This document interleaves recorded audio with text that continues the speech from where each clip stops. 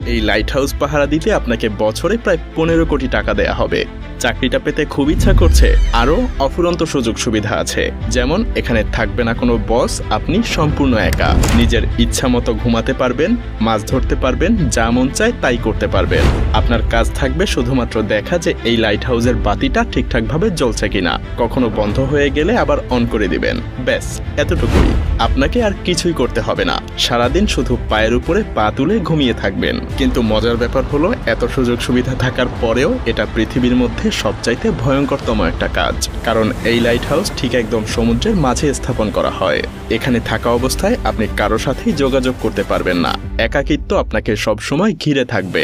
আরো ভয়ঙ্কর ব্যাপার হলো, প্রায় সময়ই এখানে বেশ বড় বড় ঝড় হয়। সেই সব ঝড়ের তাণ্ডব এতটাই ভয়ঙ্কর হয় যে মাঝে মধ্যে সমুদ্রের পানি এসে টাওয়ারের উপরে উপচে পড়ে। এমনকি এই কাজে মৃত্যু পর্যন্ত হতে পারে। আরো কি কি মহাবিপদ এখানে ওত পেতে থাকে তা একটু পরেই জানতে পারবেন। এখন হয়তো এসব দেখে আপনার মাথায় প্রশ্ন আসতে পারে যে এই লাইট হাউস সমুদ্রের মাঝেই কেন তৈরি করা হয়েছে, এর কাজই বা কি, আর কেনই বা এই লাইট হাউসের উপরে সবসময় নজর রাখতে হয়, কেন এর লাইট কখনো বন্ধ করা যায় না। রহস্যময় এই লাইট হাউসের আদ্যপান্ত জানতে হলে আমাদেরকে কয়েক বছর পেছনে ফিরে যেতে হবে। তখন যাতায়াতের জন্য না ছিল কোনো গাড়ি, আর না ছিল অন্য কোনো যানবাহন বা আকাশপথ। তাই বিশাল লম্বা পথ পাড়ি দেওয়ার জন্য একমাত্র উপায় ছিল পানিপথ। সেই সময় ক্যাম্পেট মারিয়াস নামের একজন অসাধারণ নাবিক ছিলেন। তিনি অনেক প্রতিকূল অবস্থাতেও সমুদ্র পাড়ি দিতে পারার জন্য বেশ বিখ্যাত ছিলেন। তো একবার তিনি সমুদ্রের মাঝেই ঘুটঘুটে অন্ধকার একটা জায়গা পাড়ি দিচ্ছিলেন। ঠিক তখনই সমুদ্রের নিচে থাকা কিছু পাথরের সাথে জাহাজের ধাক্কা লাগে। সেই সময় জাহাজগুলো তৈরি করা হতো কাঠ দিয়ে, যার কারণে জাহাজের নিচে খুব সহজেই ফাটল ধরে যায় আর পানি ঢুকে বেশ ক্ষয়ক্ষতিরও শিকার হয় জাহাজটা। এই দুর্ঘটনার পর ক্যাপ্টেন মার্শিয়াস এর সমাধান খুঁজতে থাকেন। তিনি এমন কিছু তৈরি করতে চাচ্ছিলেন যে এই ধরনের সমস্যা থেকে বাঁচানোর জন্য আগে থেকেই জাহাজের নাবিকদেরকে সাবধান করতে পারবে। কিন্তু এখানে মহাদুশ্চিন্তার কারণ হয়ে দাঁড়ায় প্রশান্ত মহাসাগরের বিশালতা। কারণ প্রশান্ত মহাসাগর এতটাই বড় আর বিশাল যে যদি 7টা মহাদেশের সমস্ত ভূমি একত্রও করা হয় তবুও প্রশান্ত মহাসাগরের আয়তনই বেশি থাকবে। হাজার হাজার বছর আগে যখন নাবিকেরা এই বিশাল সমুদ্র পাড়ি দিয়ে যাতায়াত করত, তখন তাদের সমুদ্রের নিচে থাকা কোনো কিছু সম্পর্কেই কোনো ধারণা থাকতো না। এমনকি তাদের সামনে থাকা রাস্তা সম্পর্কেও তাদের কোনো আইডিয়া ছিল না। সেই সময়ে পথ নির্দেশের জন্য কোনো রকম প্রযুক্তি তো ছিলই না, যেটা তাদেরকে রাস্তা চিনতে সাহায্য করতে পারত। মূলত সেই সময় নাবিকদের সমুদ্র পাড়ি দেওয়ার জন্য সূর্যের দিকে কিংবা চাঁদ তারার উপরেই নির্ভর করে চলতে হতো। আর এই দিক নির্দেশনার সমস্যার জন্য চলতি পথে বাড়তি আরো দু একটা উটকো ঝামেলা এসে জড়ো হতো, যেমনটা ক্যাপ্টেন এলিসের সাথে হয়েছিল। একবার ক্যাপ্টেন এলিস তার নাবিকদের সাথে প্রশান্ত মহাসাগর পাড়ি দিচ্ছিলেন। তো একদিন রাতে হঠাৎ করে ঝড় শুরু হয়। পুরো আকাশ ঢেকে যায় কালো মেঘে। আকাশের সব তারাও মেঘের নিচে ঢাকা পড়ে যায়, যার কারণে প্রচন্ড ঝড়ের মধ্যে তারা রাস্তা হারিয়ে ফেলে।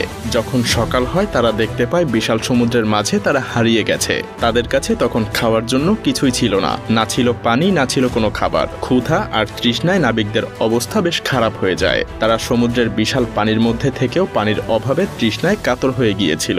এমনকি অনেক নাবিক মারাও গিয়েছিল। এরপর অনেক কষ্টে ক্যাপ্টেন তীরের দেখা পায়। এরপরেই মূলত লাইট হাউস তৈরির যাত্রা শুরু হয়। মিশরের ভূমধ্যসাগরের পাশেই ছিল আলেকজান্দ্রিয়া। সেই সময়ে সেখানকার শাসক ছিলেন টলেমি দ্য সেকেন্ড ফিলাডেলফিয়া। কিন্তু এই রাজ্যের জন্য সেই সময় সবচাইতে বড় সমস্যা ছিল তাদের অবস্থান বা লোকেশন। আপনি যদি এই ছবিটা একটু ভালো করে লক্ষ্য করেন তাহলেই বুঝতে পারবেন এই শহরের মধ্যে প্রবেশের জন্য এই জায়গাটা দিয়েই যাতায়াত করতে হতো।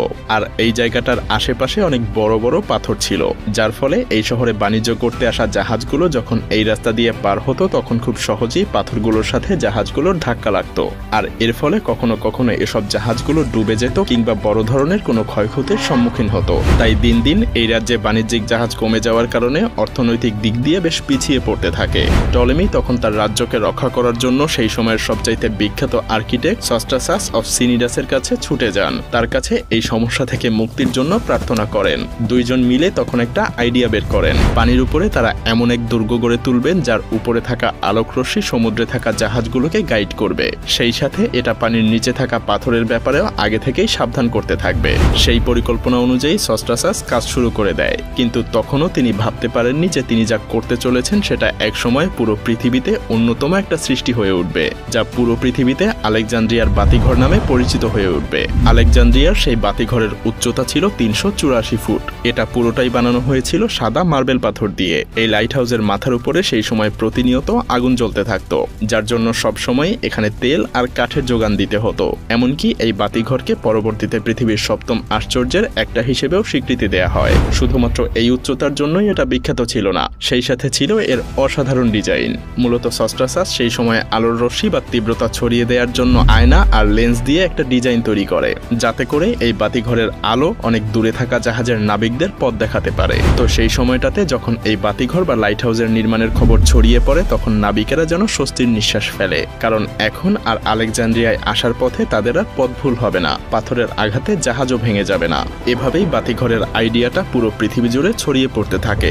যদিও প্রথমে এই বাতিঘরের ব্যবহার সমুদ্রের মাঝে শুধুমাত্র জাহাজ সাবধানে চলাচলের জন্যই তৈরি করা হতো, কিন্তু সময়ের সাথে সাথে বাণিজ্যিক জাহাজের সংখ্যা যখন বাড়তে থাকলো, তখন সমুদ্রের যেসব জায়গায় পাথরের উচ্চতা সমুদ্রের পানির উচ্চতার কাছাকাছি কিংবা যেখানে অনেক বেশি পাথর থাকে, যেগুলোর সাথে খুব সহজেই জাহাজের ধাক্কা লাগতে পারে, সেসব জায়গাগুলোতেও তখন বাতিঘর বা লাইট হাউস তৈরি হওয়া শুরু হয়। যদিও প্রথম দিকে লাইট হাউসে সবসময় আগুন জ্বালানো হতো, কিন্তু এটা ঠিক ততটাও ভালো আইডিয়া ছিল না, কারণ এর জন্য সবসময় কয়লা বা জ্বালানি কাঠের যোগান রাখতে হতো। তখন অবশ্য এটা ছাড়া আর কোনো উপায়ও ছিল না। এরপর মোমবাতি কিংবা ল্যাম্পের ব্যবহারও করা হয়েছিল, কিন্তু আগুনের আলোর রশ্মি তো আর খুব বেশি দূর যেতে পারতো না। ঠিক তখনই আবিষ্কার হয় বৈদ্যুতিক বাল্বের। লাইট হাউসগুলোতেও আগুনের পরিবর্তে বৈদ্যুতিক বাল্ব ব্যবহার করা শুরু হয়, কিন্তু তারপরেও এই আলো খুব বেশি দূর যেতে পারতো না। এর কারণ হলো লেন্সগুলোকে বাল্বের পেছনে লাগানো হতো। তখন সেই সময়ের বিজ্ঞানীরা আবিষ্কার করেন যদি লেন্সকে সামনে বসানো হয় তাহলে আলো আরো বেশি দূর পর্যন্ত পৌঁছাতে পারবে, কিন্তু সেই লেন্সগুলোতেও বেশ সমস্যা ছিল,